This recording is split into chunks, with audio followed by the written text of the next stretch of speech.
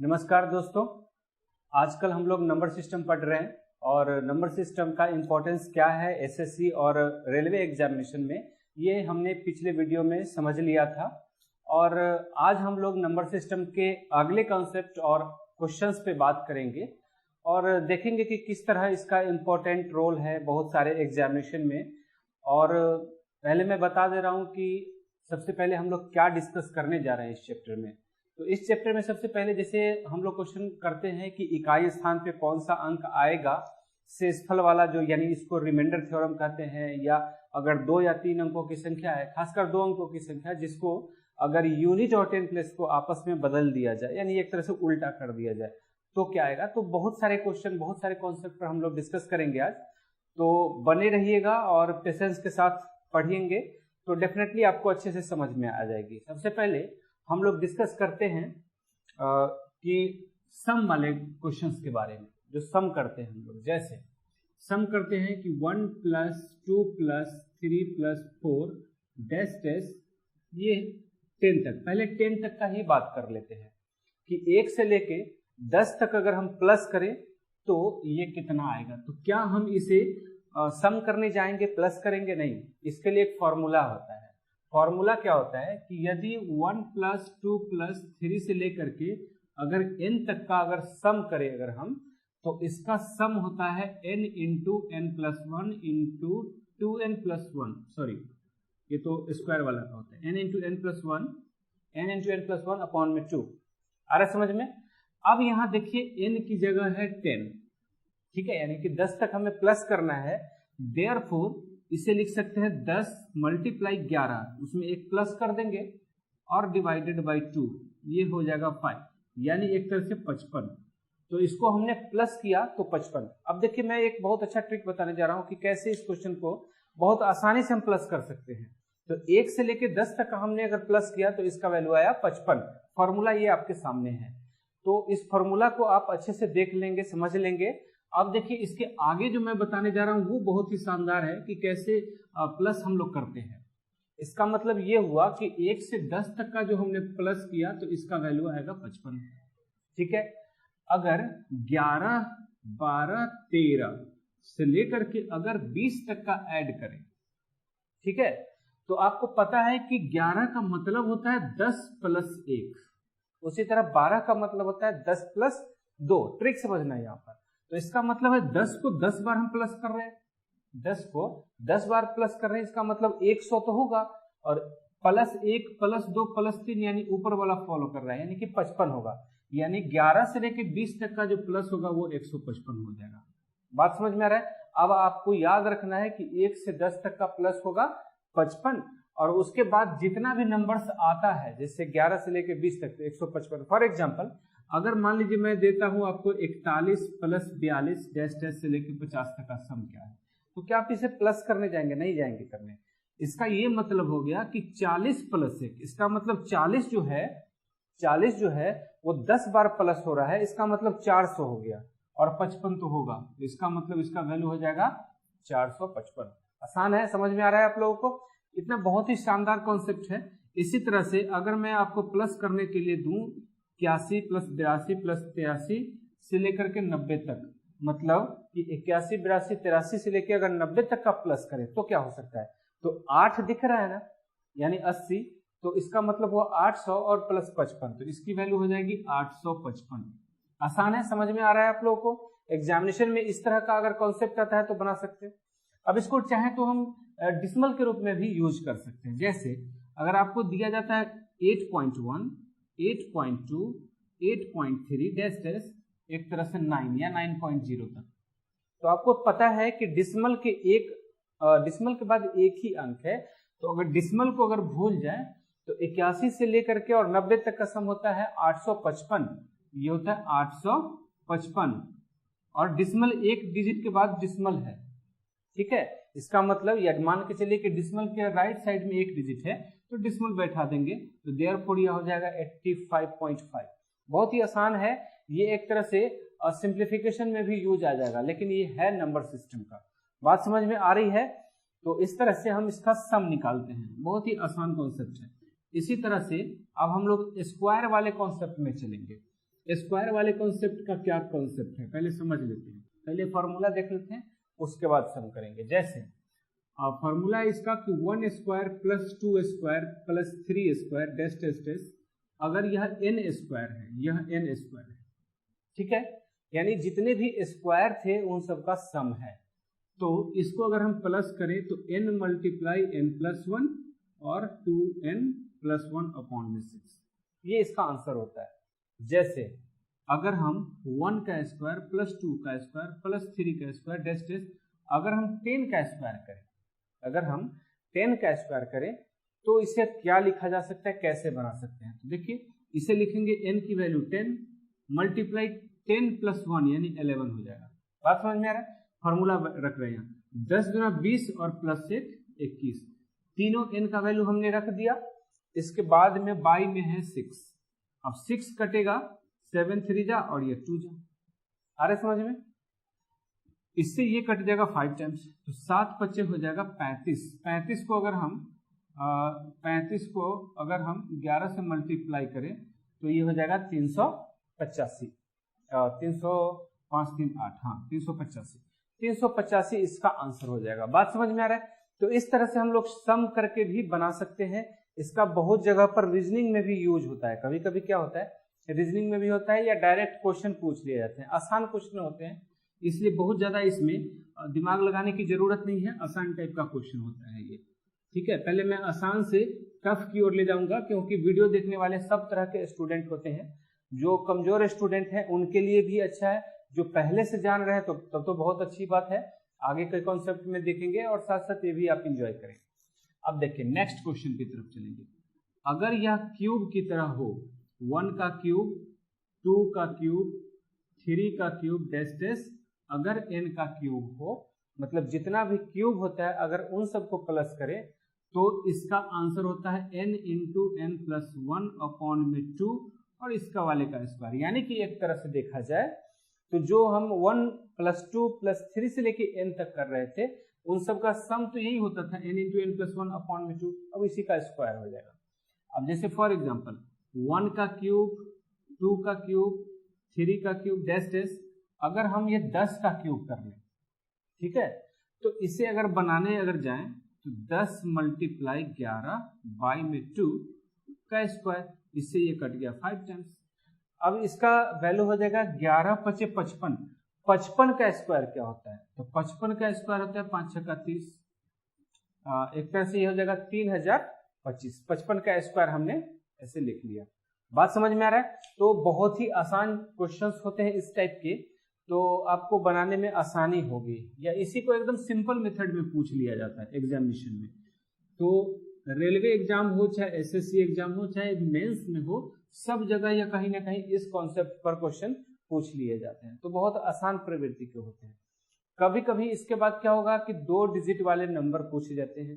2 digit को कैसे लिखेंगे? अगर जैसे मान लीजिए कि 34 है, इसे अगर थ्योरेटिकली अगर लिखना है तो इसे हम लोग लिखते हैं, बचपन में क्या लिखते थे, 3 गुना 10 प्लस 4, यही होता था ना।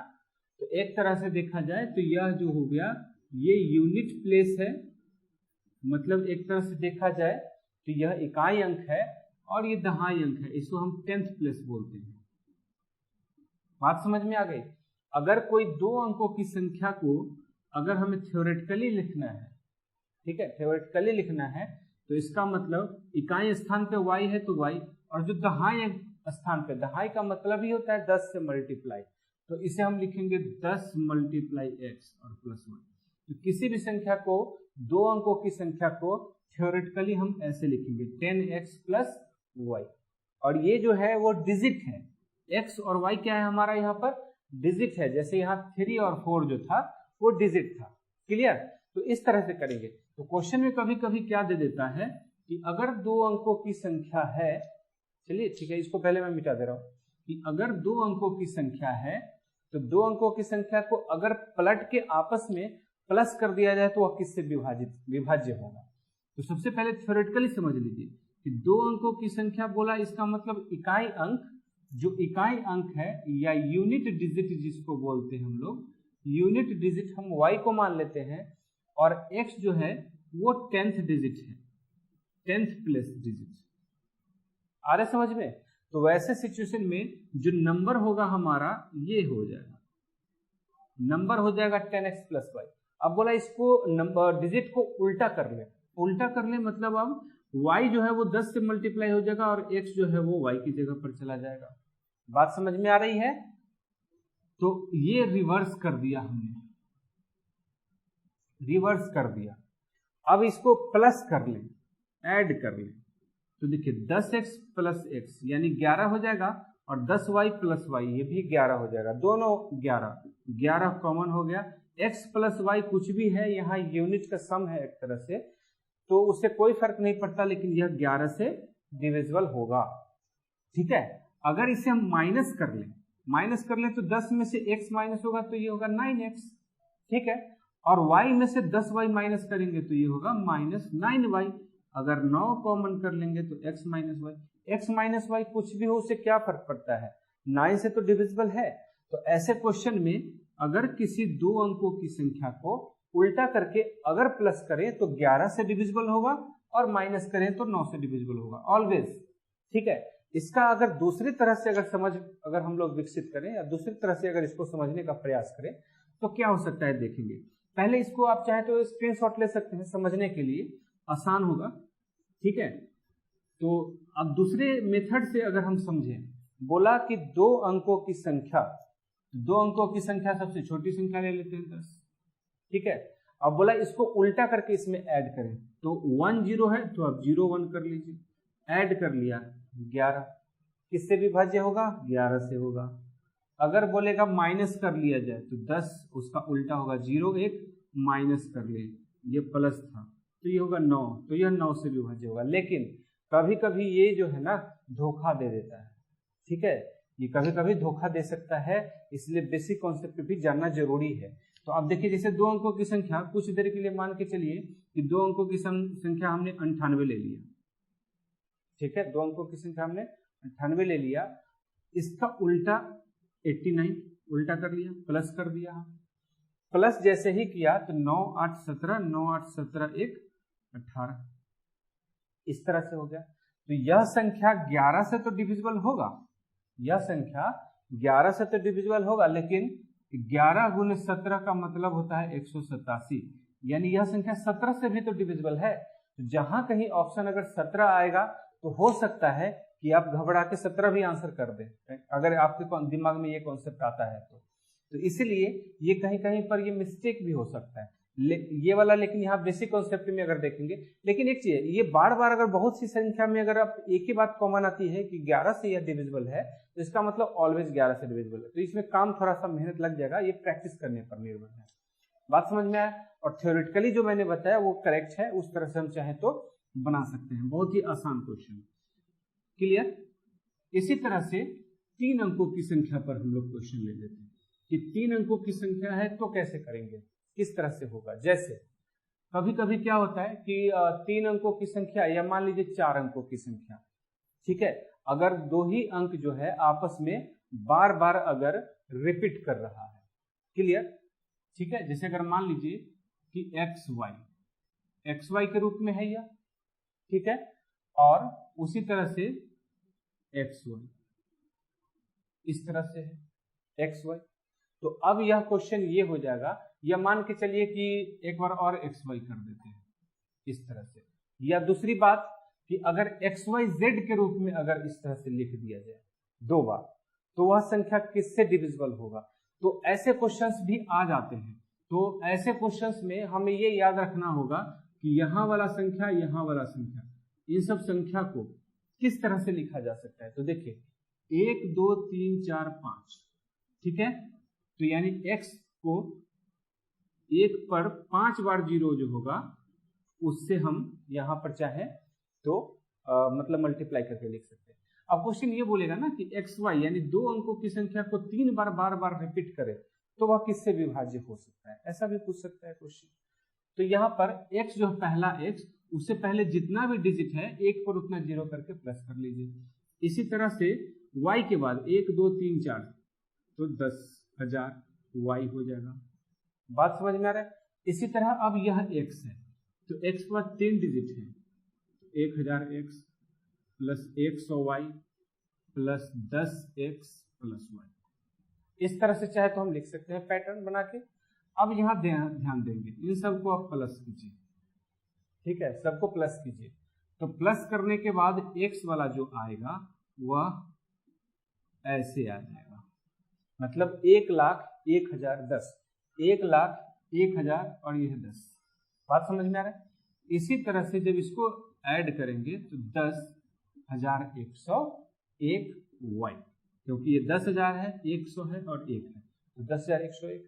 अब इन दोनों में आपको क्या कॉमन लग रहा है?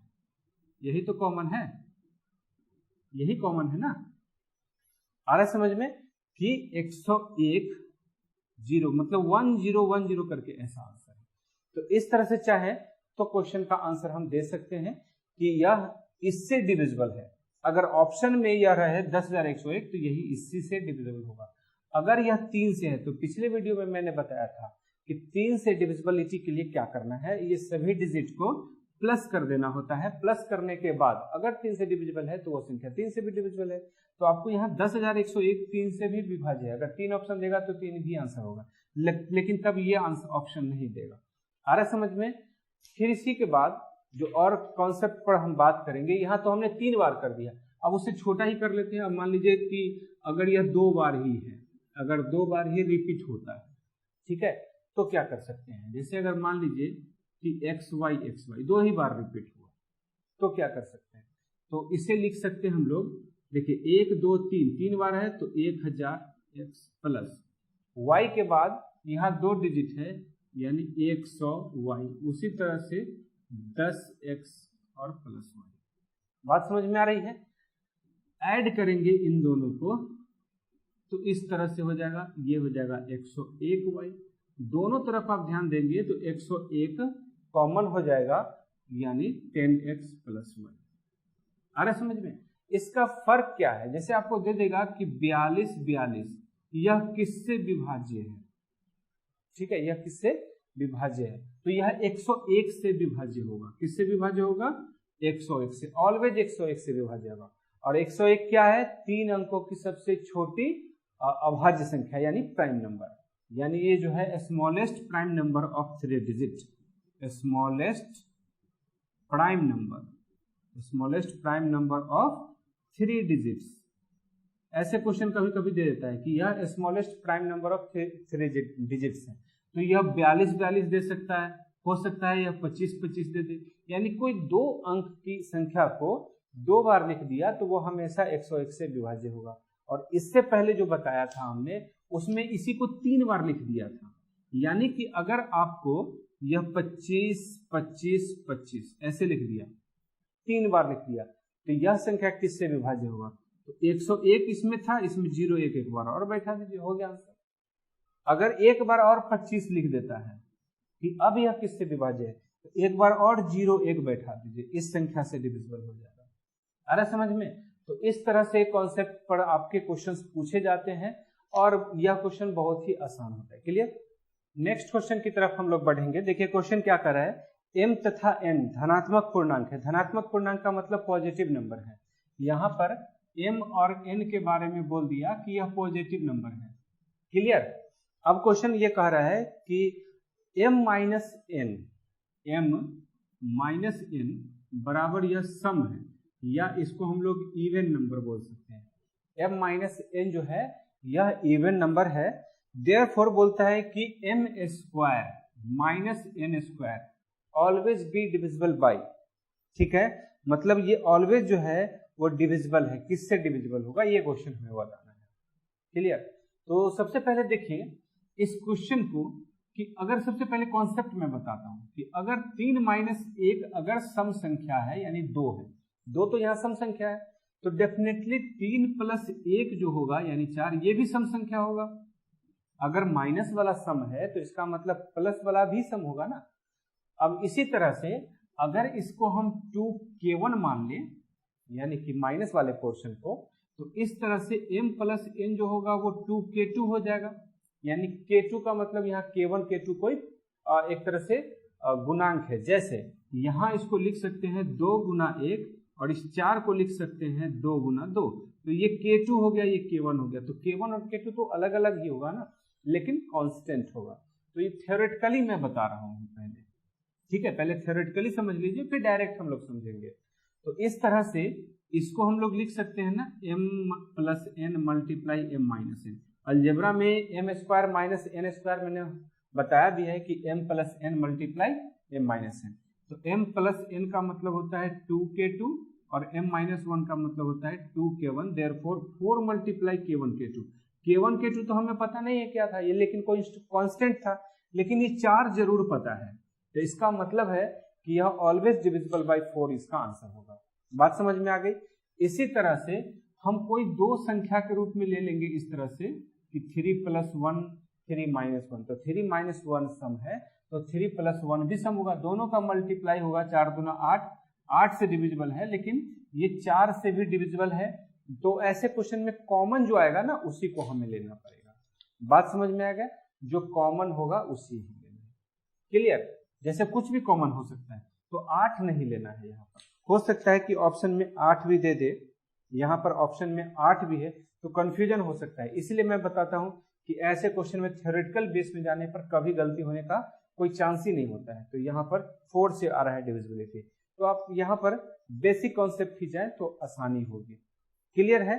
तो इस तरह से क्वेश्चंस हम लोग अभी और डिस्कस करते रहेंगे, ठीक है, और भी क्वेश्चंस आते रहेंगे कि सम और विषम वाला। लेकिन उससे पहले एक और कॉन्सेप्ट समझ लेते हैं हम लोग, उससे पहले एक और कॉन्सेप्ट समझ लेते हैं यूनिट डिजिट के बारे में। देखिए यूनिट डिजिट कैसे कैसे आएगा इसके बारे में।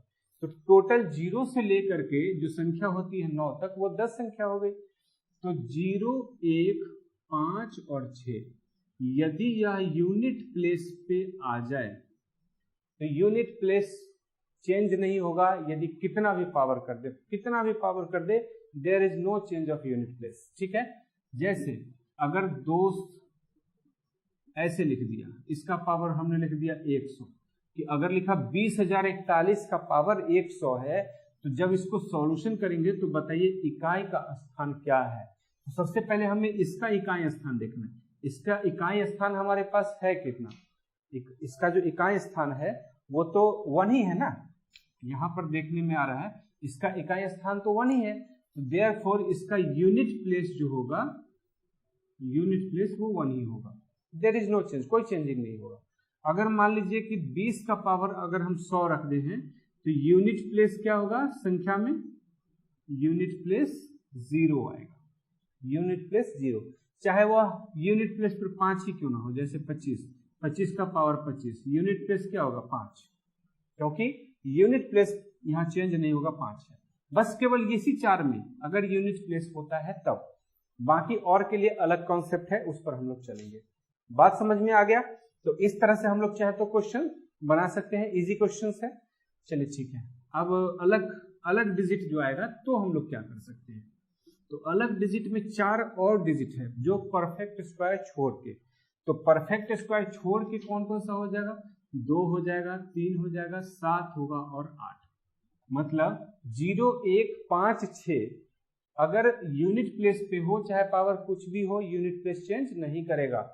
लेकिन परफेक्ट स्क्वायर जो कि परफेक्ट स्क्वायर है हमारे पास 4 और 9, इसको छोड़ के अब जो संख्या बचती है वो संख्या है 2, 3, 7, 8। ठीक है, तो अगर यह यूनिट प्लेस पे हो जाए तो क्या करना है। रूल में लिखा नहीं रहा हूं, डायरेक्ट समझा दे रहा हूं। अगर जैसे मान लीजिए कि 42 है, 42 का पावर अगर 101 हमने कर दिया, ठीक है, और बोला कि यूनिट प्लेस निकालना है, तो सबसे पहले करना क्या है कि जो संख्या है 101 पावर, इसको हम लोग डिवाइड करना है 4 से, डिवाइड बाय 4।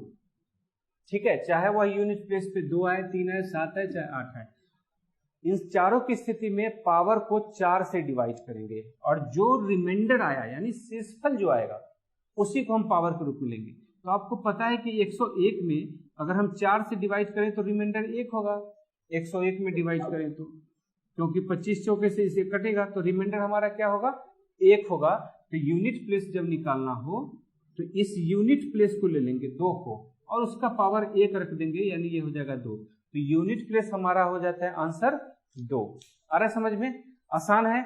चलिए इसको एक बार और समझ लेते हैं दूसरे एग्जाम्पल के द्वारा। अगर मैं यहाँ पर लिख देता यही 42 और इसका पावर लिख देता 103, तो क्या करते हैं हम 103 में पहले 4 से डिवाइड करते, तो 25 चौका 100, रिमाइंडर बचता 3 यानी शेषफल 3। तो यूनिट प्लेस जब निकालना होता तो यूनिट डिजिट जो हो गया 3, इसका पावर हम कर देते शेषफल यानी कि 3। अब 2 का पावर 3 बार मल्टीप्लाई होगा 2, तो ये होता है 8। तो हमारा यूनिट प्लेस जो होगा वो 8 होता है। कोई डाउट है इसमें? नहीं डाउट है। ये बहुत आसान क्वेश्चन है, ठीक है। तो बहुत ही क्लियर है, बहुत ही आसानी से हम चाहे तो बना सकते हैं। इसी तरह से अगर मैं लिखता 63 का पावर 21, 63 का पावर 21, इसका अब क्या होता यूनिट प्लेस, तब क्या करते? तो हमें यूनिट प्लेस चेक करना है कि क्या हमें किस कैटेगरी का है। तो 2, 3, 7, 8 कैटेगरी का है। आ रहा समझ में? तो अब हमें इस 21 को 4 से डिवाइड करना होता, ठीक है। तो 21 को 4 से डिवाइड करेंगे तो 5 का 20, एक रिमाइंडर हुआ, तो यूनिट प्लेस होता इस यूनिट डिजिट का पावर 1 यानी 3। आ रहा समझ में? अगर ये 63 के बदले, ये 63 के बदले अगर इसका पावर 23 हो जाता, तो 23 में हम पहले 4 से डिवाइड करते, रिमाइंडर बचता 3, तो शेषफल जो मतलब यूनिट प्लेस 3 जो है इसका पावर कर देते 3, तो 3 3 9 9 9 3 27, 27 होता। तो हमें यूनिट प्लेस से मतलब है, तो यूनिट प्लेस हो गया हमारा 7। इस तरह से आंसर हो जाता। इसी तरह से 7 और 8 वाला में भी हम लोग कॉन्सेप्ट पर काम कर सकते हैं। आ रहा समझ में? सेम कॉन्सेप्ट काम करेगा। क्लियर? अब जैसे बच रहा है हमारा परफेक्ट स्क्वायर, कि परफेक्ट स्क्वायर वाला में यूनिट प्लेस कैसे निकाल सकते हैं, ठीक है। परफेक्ट स्क्वायर, तो अगर जैसे मान लेते हैं कि 45 है, या मान लीजिए कि इसको लिख देते हैं 84, 84 का पावर लिख देते हैं हम 81, 84 का पावर लिख दिया हमने 81। तो ऐसे क्वेश्चन में हम लोग क्या करेंगे, किस तरह से इसको बनाएंगे? अरे समझ में? तो ऐसे में हमें रखना है कि ये सम है या विषम है, ये देखना है, ठीक है। सम है या विषम। तो यूनिट प्लेस जब हमें चेक करना है, तो अगर यह ऑड नंबर है, पावर ऑड या इवन देखना है, यानी कि सम है या विषम। तो यहां पर ये विषम है, ये यहां पर क्या है? विषम है। तो इसका पावर हमें क्या करना है? विषम पावर रहेगा तो 4 का पावर 1 डाल देंगे, तो ये कितना हो जाएगा? 4। यूनिट कितना? क्यों ऐसा करते हैं हम लोग? क्योंकि देखिए 4 को 4 से मल्टीप्लाई कीजिए, 4 चौका 16, 4 चौका 16 हो गया, यूनिट प्लेस 6, 6 चौका 24, फिर यूनिट प्लेस 4। आ रहा समझ में? यानी 3 बार में यह रिपीट वही 4 यूनिट प्लेस होता है। तो इसलिए क्या करते हैं 3 बार में, या तो पहला बार में 4 ही होता है, या कि तीसरा बार मल्टीप्लाई करते हैं तब यूनिट प्लेस 4 होता है। यानी कि इवन पर ये वही सस्टेन करता है, सेम ही रहता है। लेकिन 4 को 4 से जब गुना करते हैं तो यह 16 हो जाता है। बात समझ में आ रहा है? यानी कि यह 6 हो जाता है। तो एक तरह से अब यही 84 है, 84 का पावर 80 होता। अब हमें पूछता कि यूनिट प्लेस क्या है, तो हमें 80 को देखते ऑड है या इवन।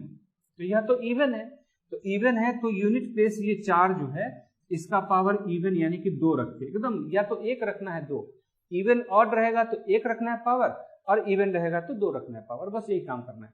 तो 4 का स्क्वायर जो होगा वो 16 हो जाएगा, तो यूनिट प्लेस हो जाएगा हमारा 6। आ रहा है समझ में? तो इस तरह से हम यूनिट प्लेस वाले क्वेश्चंस को सॉल्व कर सकते हैं, आसान है। अब देखिए इसी में और क्वेश्चन पूछ सकता है, ये डायरेक्ट क्वेश्चन हुआ ना।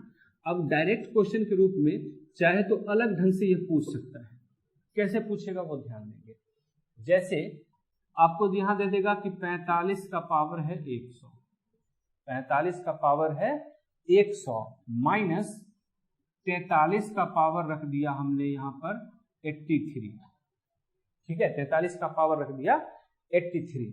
अब यहाँ पर पूछेगा कि यूनिट प्लेस बताइए। अब ये मजेदार क्वेश्चन हो गया, अब ये यूनिट प्लेस बात कर रहा है।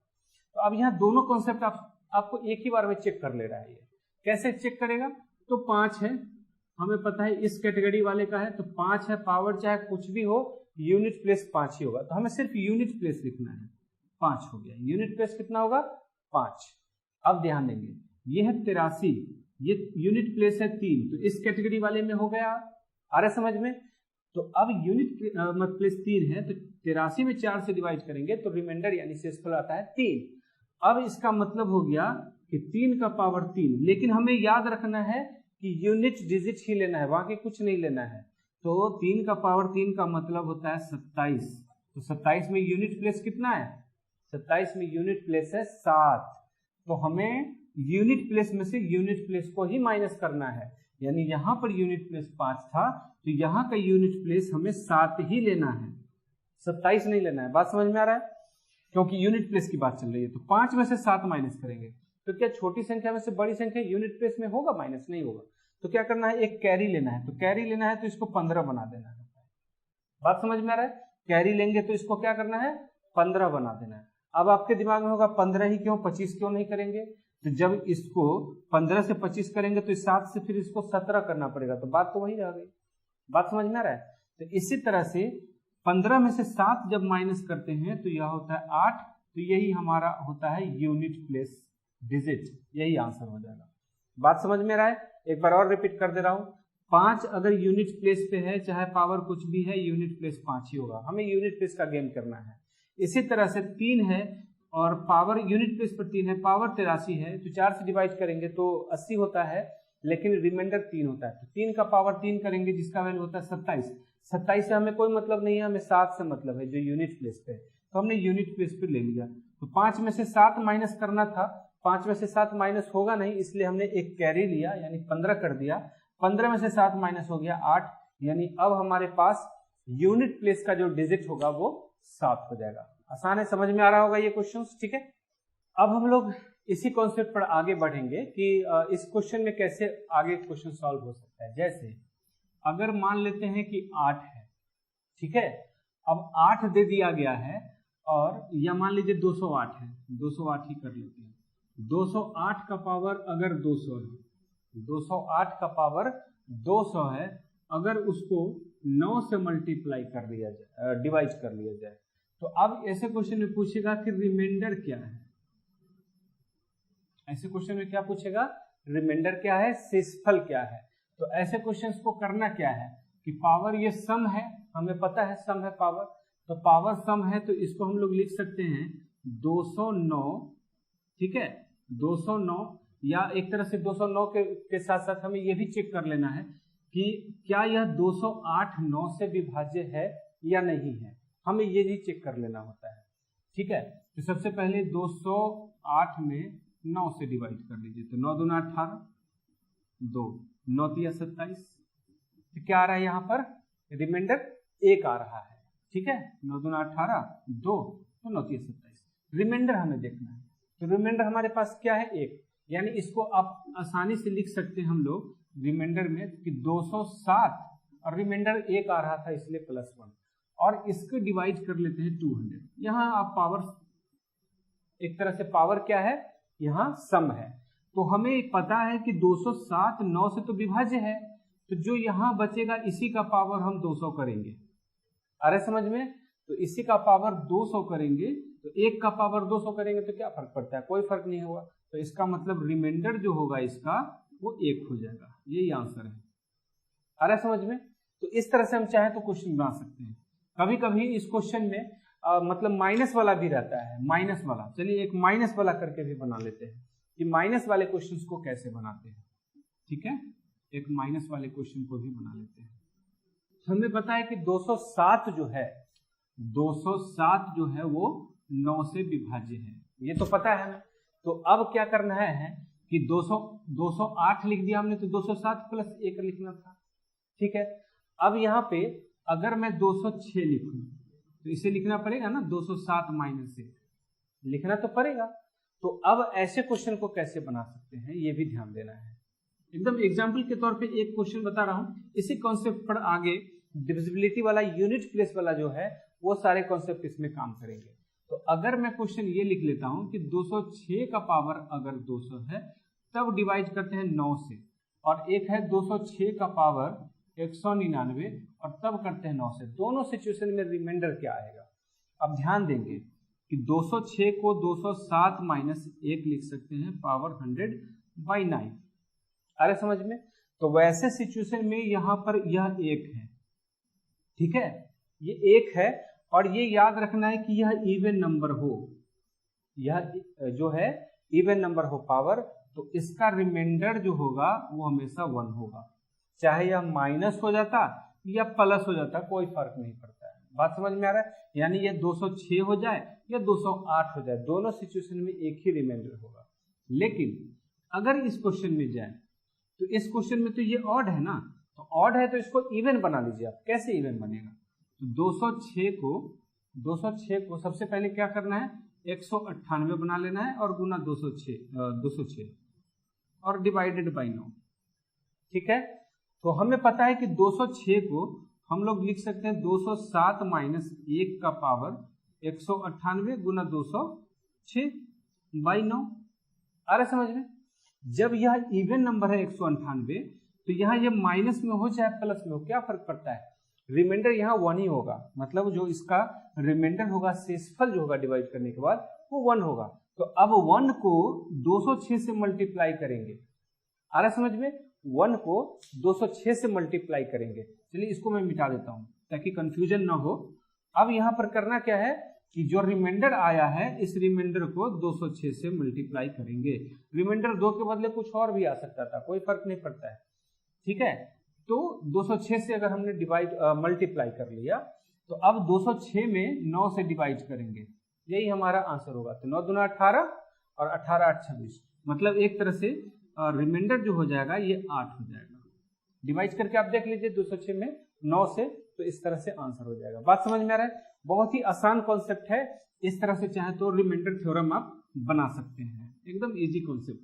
एक और फॉर्मूला मैं बता रहा हूं कि उस फॉर्मूला से आप चाहें तो कैसे बना सकते हैं क्वेश्चन, किस तरह से क्वेश्चन ये बन सकता है, आसान है।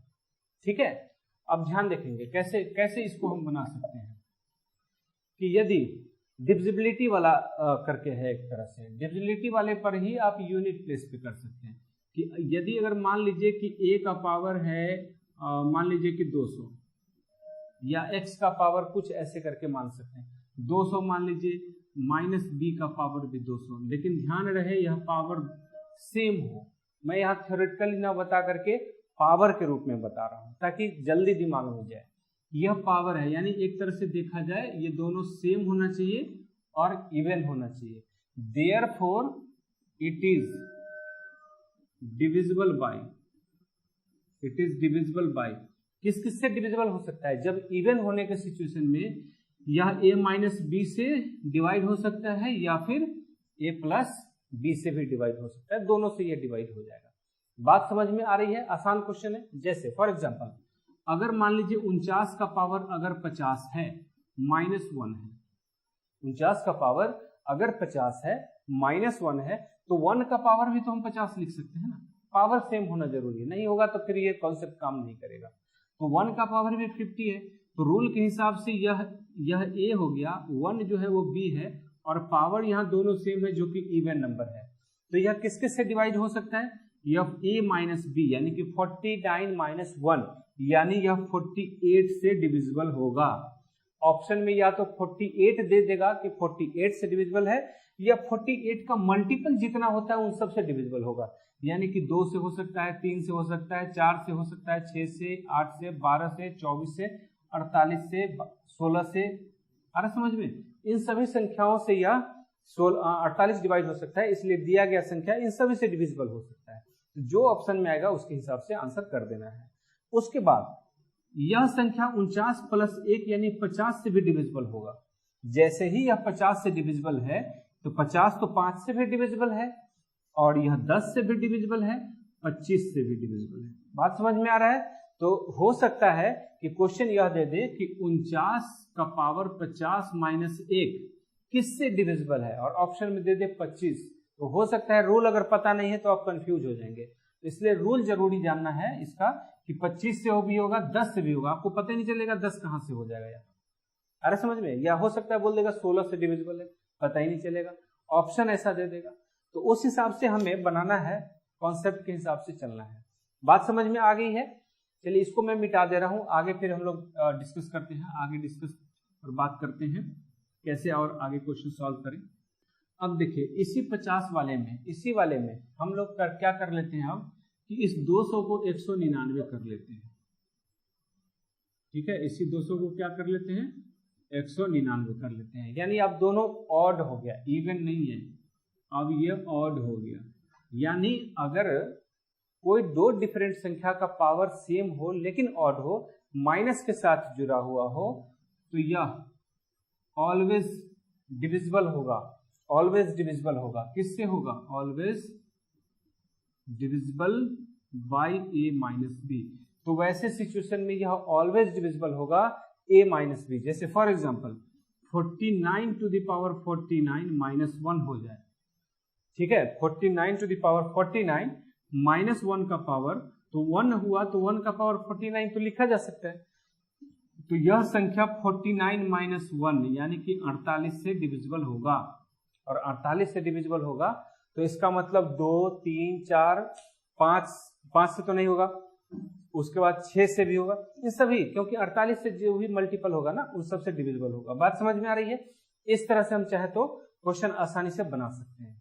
क्लियर है ये कॉन्सेप्ट? अब चलिए नेक्स्ट कॉन्सेप्ट पर बात करते हैं कि नेक्स्ट कॉन्सेप्ट हमारा क्या है। इसी तरह से क्वेश्चंस पूछे जाते हैं एग्जामिनेशन में। अब यहां मान लीजिए ये प्लस हो जाता। ठीक है, अब हमने क्वेश्चन को ही प्लस कर लिया कि a का पावर 99 और b का पावर 199 और b का पावर 199, ये ऑड है तो always divisible by a plus B. मतलब वैसे सिचुएशन में जब यह पावर ऑड हो और पावर दोनों सेम हो तो यह a प्लस बी से डिवाइड हो सकता है। जैसे अगर मैं क्वेश्चन लिखूं कि 49 टू द पावर 49 प्लस 1, अब यहाँ प्लस लिख रहा हूँ, पहले मैं माइनस लिख रहा था, अब यहाँ प्लस लिख रहा हूँ, तो यह किससे डिविजिबल हो सकता है, यह हो जाएगा 49 प्लस 1 यानी कि 50 से डिविजिबल होगा। यानी कि प्लस कर देना है यहाँ पर। आ रहा है समझ में? तो ये इससे डिविजिबल होगा। इसी क्वेश्चन में हो सकता है कि आपको रिमाइंडर टाइप से भी पूछ दे कि रिमाइंडर क्या होगा, किससे यह मतलब एक तरह से डिविजिबल होगा। चलिए इस पर एक एग्जाम्पल कर लेते हैं और इसके अलावा भी एक एग्जाम्पल कर लेते हैं। जैसे क्वेश्चन यह दे देगा, कुछ देर के लिए मान लीजिए कि 23 का पावर 23, 23 का पावर 23, 24 का पावर 23, 25 का पावर 23, 26 का पावर 23। पावर जरूर सेम होगा, ये याद रखना है। बोलेगा इसको कि यदि अगर हम 49 से डिवाइड करें, इसको 49 से डिवाइड करें तो शेषफल क्या होगा, यानी रिमाइंडर क्या होगा, कैसे बनाना है। तो पावर को तो समझिए सेम है, कोई दिक्कत नहीं है। जो प्लस वाला रूल होगा, जैसे अभी मैंने बताया था कि a का पावर 99 प्लस b का पावर 199, तो यह a प्लस b से डिविजिबल होता है। यानी कि नंबर को प्लस कर दीजिए, इसी से डिविजिबल होगा। तो ऐसा करना है कि दोनों में कॉमन हो जाए। तो 26 प्लस 23 कितना होता है, ये होता है 49, और 24 प्लस 25 ये कितना होता है, ये भी 49। ठीक है, अल्टरनेट मतलब ऐसा नहीं करना है कि 23 प्लस 24 कर देना है, हमें एक छोटा एक बड़ा को, फिर उसके बाद छोटा, उसके जस्ट बाद बड़ा, ऐसे हम प्लस करते हैं और देखते हैं ताकि कॉमन हो। तो दोनों में पता चला ना 49, तो जब यह 49 से डिविजिबल है इसका मतलब कि रिमाइंडर 0 होगा तभी डिविजिबल है। तो इसका मतलब क्वेश्चन अगर ये पूछ रहा है कि यह किससे डिविजिबल है, तो 49 से डिविजिबल है। अगर यह क्वेश्चन कह रहा है कि अगर 49 से डिवाइड करें तब रिमाइंडर क्या होगा, तो रिमाइंडर हो जाएगा 0। आ रहा है समझ में? तो आज हम लोगों ने बहुत सी शानदार कॉन्सेप्ट्स पर ध्यान दिया, पढ़ा। तो इससे रिलेटेड आप कॉन्सेप्ट पढ़ के और क्वेश्चन पे बहुत सारे प्रैक्टिस करें। कमेंट्स बॉक्स में जरूर बताएं कि कहाँ आपको प्रॉब्लम हुई समझने में, और इस बेस पे और क्वेश्चन क्या बनाने में आपको दिक्कत हो रही है, तो जरूर बताइएगा ताकि उसका समाधान निकाला जा सके नए वीडियो में। तब तक के लिए धन्यवाद, नमस्कार।